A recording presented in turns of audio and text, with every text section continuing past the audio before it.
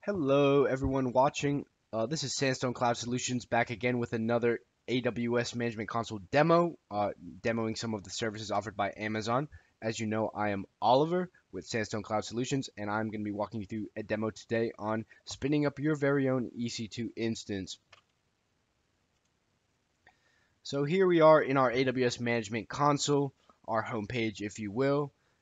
As you know, I'm in Northern Virginia, well, aka US East 1, and we can go and see all the services, 180 plus at this point, that Amazon offers that you can access through the Management Console. Or if you know specifically what you're looking to access, you can access it through the search bar at the top. In this case, we'll just select EC2 right here. And as you can see in our EC2 dashboard, we can select our instances and view some of the other options as well. So for the case today, we will be spinning up our EC2 instance and selecting our free tier eligible AMI or Amazon Machine Image, and then our free tier eligible instance type, in this case T2 Micro.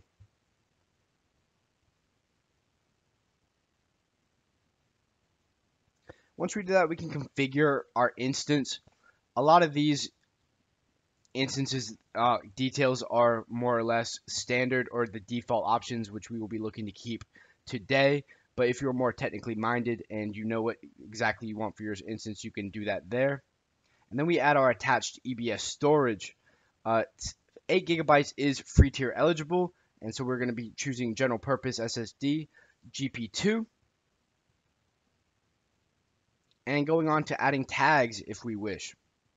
This is where you would add a tag, but it is not required. So in order to do that, you have to delete that and move on to your security group.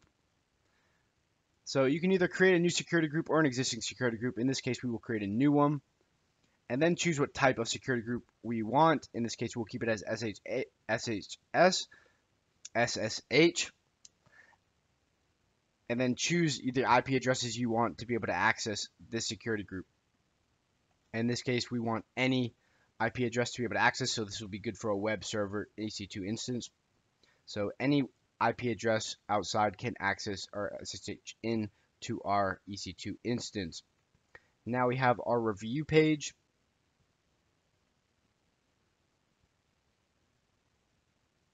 And now we can launch it. But before that, we have to choose an existing key pair or create a new one.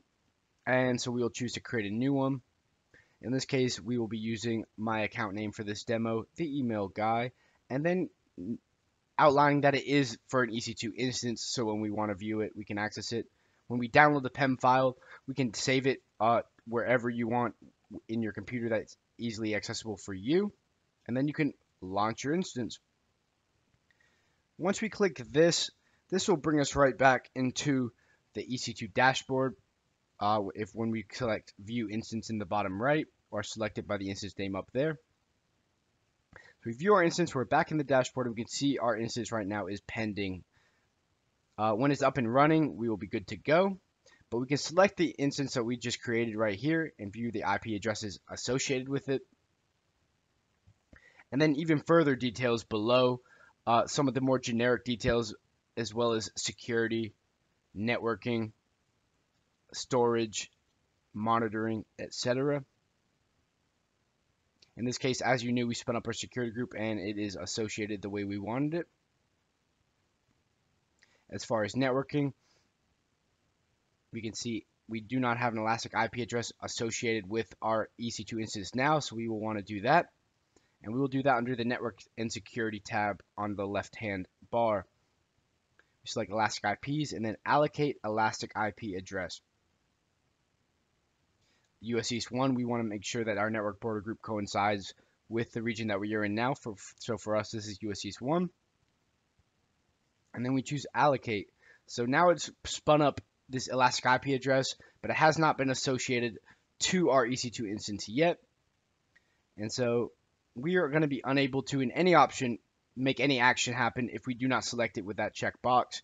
And once we do that, now we have those options to associate this Elastic IP address.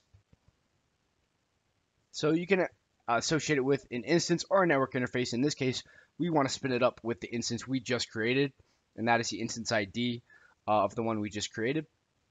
And we allow the EIP to be reassociated in case we spin down this specific EC2 instance, but want to keep the Elastic IP for a new instance. And as it said, you can see it is now up and running with the status check initializing. And as you can see, our public IP address and our Elastic IP address are fully associated, and they reflect each other right there. And now we want to be able to connect to our EC2 instance. As you can see, that's the ID that we already become familiar with. And you can connect through a variety of options. There's EC2 Instance Connect, there's Session Manager, there's SSH Client, and there's the EC2 Serial Console. For SSH Client, that is if you have a client that you're familiar using, that you would prefer to use, and then you would follow those steps outlined.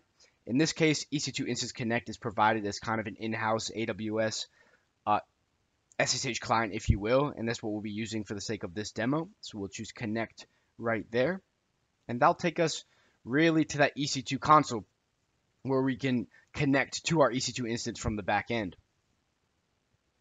So we enter the information that we absolutely need to, and then furthermore, you can go and add any additional details that you might be looking to add, and where to connect your EC2 instance and how you want to use it, and really customize it for your needs.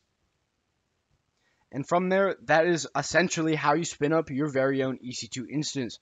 I want to say thank you all for sitting here and listening and watching this demo.